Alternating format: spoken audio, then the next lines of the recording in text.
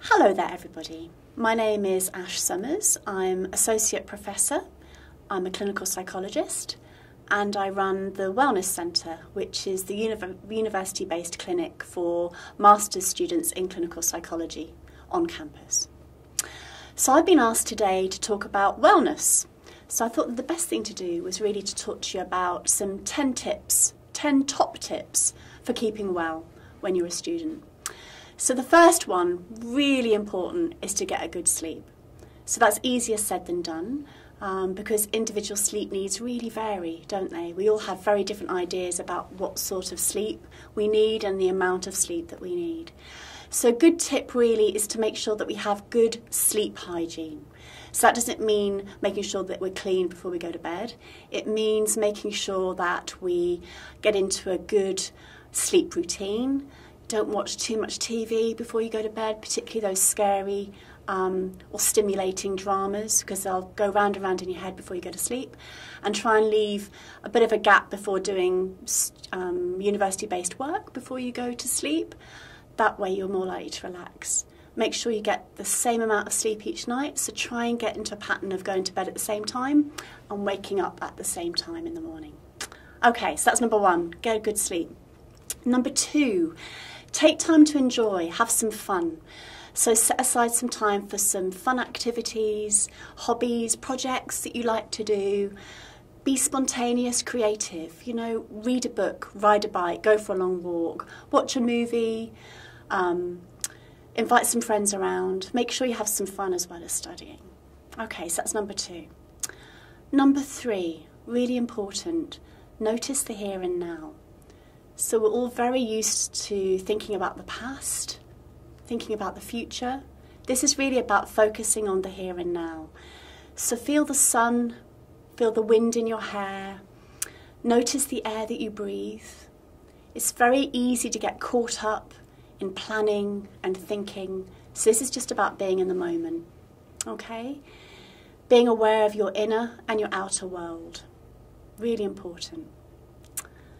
Okay, number four, do something for others.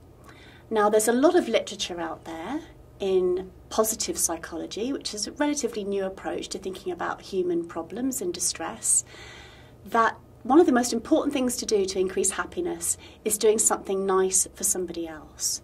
So one of the best ways of feeling better is doing something thoughtful for somebody. It doesn't have to be somebody that you care about, it can be anybody.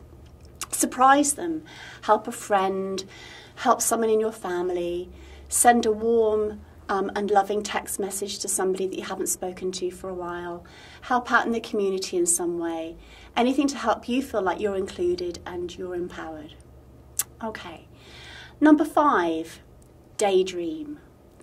Now, I'm going to get into trouble telling you to do this, particularly in lectures, but take some time out just to not think about anything. Let your mind wander like you did when you were a kid. Close your eyes, imagine yourself in a peaceful and calm situation with the sun on your face. Maybe you can hear the ocean in the background, a field, a quiet forest, or a favourite room from your childhood. Breathe slowly and deeply. Allow yourself a few minutes of unfocused time once a day. Okay, number six, connect with other people and talk. Really important to maintain those strong relationships with others, the people who support you in your life and take care of you. So take time to share, to laugh, to enjoy your life together. Reach out to people that are important to you. Don't be isolated. Okay, number seven, participate, share interests and socialise.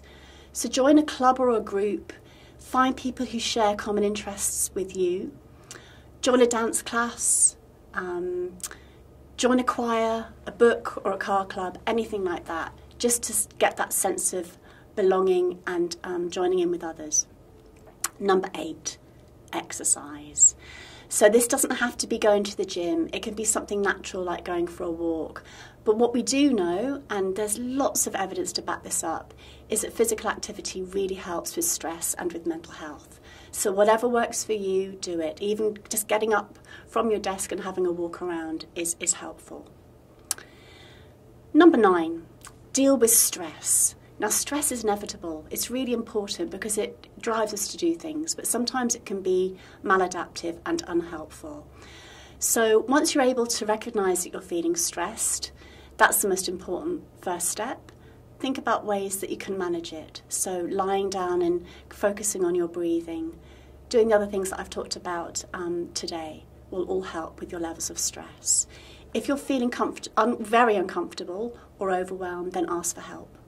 Number 10, ask for help. This is really important. Don't feel that you're struggling if you're feeling overwhelmed. There are services available on campus if you need them. So talk to somebody that you trust, talk to your lecturer, go to your GP. Don't struggle alone if you need support. Talk to those around you or get connected to some other resources that can help you. Okay, I hope that's helpful, and take care.